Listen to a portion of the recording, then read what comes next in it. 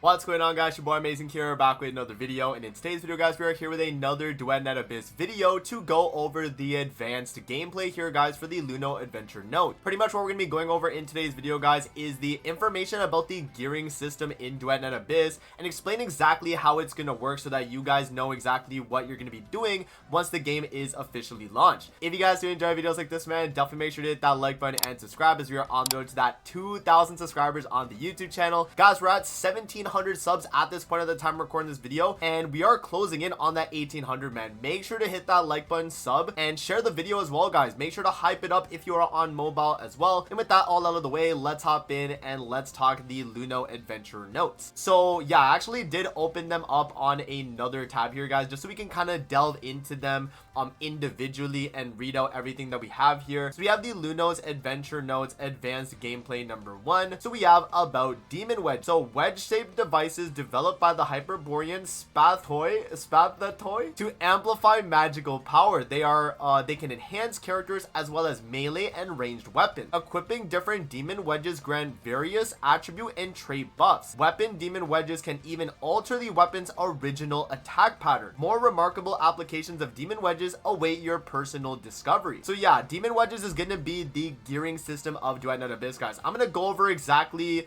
all the other things with it as well by showing you guys the Warframe system a little bit later in the video, but we're going to keep going through here and we'll talk the rest of the information they have about demon wedges. So acquiring demon wedges across Atlasia, you can forge them at the Lunosmith or exchange for them at the bustling marketplace, but the primary method is completing Noctojager manual challenges. So that's how you're going to be able to actually farm the demon wedges manually, or you could obviously buy it from the marketplace or by forging them yourself in the Lunosmith. Now the demon wedge tolerance here is, despite years of refinement, individual compatibility with demon wedges still varies. The equipment of demon wedges is affected by your tolerance meter. A character or weapon's total tolerance determines their maximum demon wedge capacity. Generally, more powerful demon wedges consume higher tolerance. So if you guys see in this image right here, you have a certain amount of tolerance available, which is going to be your max amount number. And then if you do fill out all the mods here and they all add up to around that max tolerance, then you're going to be good to go, and that's going to be how you're able to equip all the gear. But if it goes over the max tolerance, then you will have to remove a few mods so that you're able to be under that total amount. Now the next thing we have is the demon wedge track and slot track. So Imperial alchemists have crafted specialized amplification components for different demon wedges, giving them distinct enhancement tracks. Equipping a demon wedge to slot with a matching track halves its tolerance cost. So you can see here that if you have the circle one right here and you actually put it on a track slot that has the circle demon wedge track,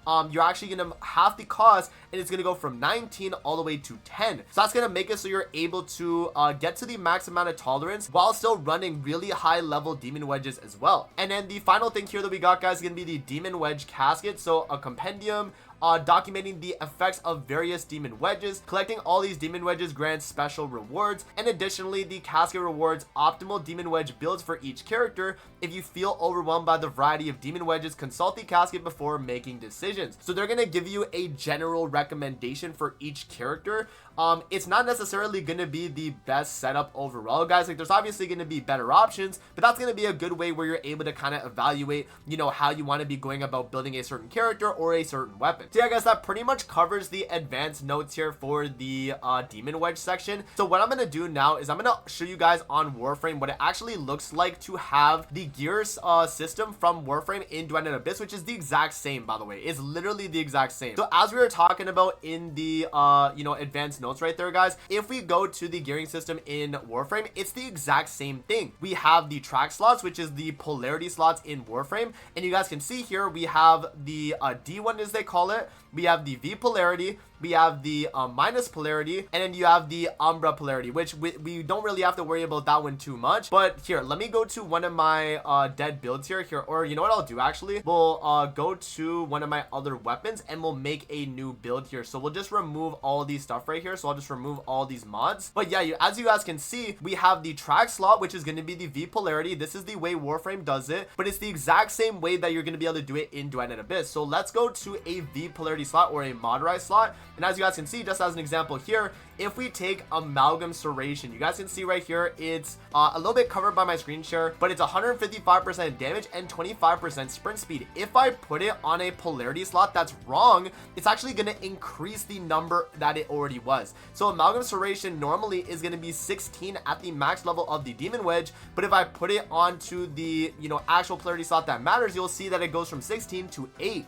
Right, so if we actually put it on there, it's gonna half the cost, and it's gonna make it so that our capacity here, which is our tolerance from Duet Abyss, is gonna be the amount that you want to kind of build towards. So now what we would do is we would go through other mods here. So we have Galvanized Chamber, that's another V polarity, which I have, so that's gonna cut it in half. That's gonna be another 8. Let's just say we put on Galvanized Scope, why not? And then let's just say we put on like Heavy Caliber. This is not like a proper build, by the way, guys. These are just examples of how this system kind of works, so that you guys understand, how you're going to be using Demon Wedges in Duet Abyss. But it's literally the exact same as the Warframe gearing system in a sense, right? And remember too, guys, that every single Demon Wedge or mod is set stats. There's no RNG stats to any of these gear pieces in a sense. So like, just as an example here, if I'm to grab this Radiated Reload, right? If I grab Radiated Reload, as you guys can see, the only thing you can do with it is enhance it, and it's going to be the exact same way on Duet Abyss. So you're going to be able to level up every single mod, but the only thing that's going to change is the actual effects that are already on that certain Demon Wedge or mod. So as you can see right here, radiation damage and reload speed, and if I am to increase it, it's going to be using my materials obviously, but you can see the number does go up from the 15% base to 30% and then 10% to 20% on the reload. You can see as well that the amount of tolerance that it's going to be is actually going to go up as well from 4 to 5, and so that's kind of how it's going to work once we actually have the full game for Duet Abyss. That's how every single piece of your Demon Wedges are going to be, and there are going to be higher rarity ones as well. In Warframe, there isn't really, I mean, I guess there kind of is like a rarity system, but there are some like lower tier rarity ones that are even better than some gold ones. But yeah, I mean, you have like the silver, you have the gold, you have the bronze. Here, let me see if I can find a bronze. Yeah, like a bronze one right here, right? So you do have options in terms of like the rarities, but I don't necessarily think that'll matter too much. It's really about the effect that you're getting from each of the mods, right? So just as an example here, for my main Torrid build that I have on Warframe, I built it around as high critical chance and as high critical damage as possible. So that means we're getting mods that increase critical damage. We have mods that are increasing our multi-shot, which means we have more pellets or more like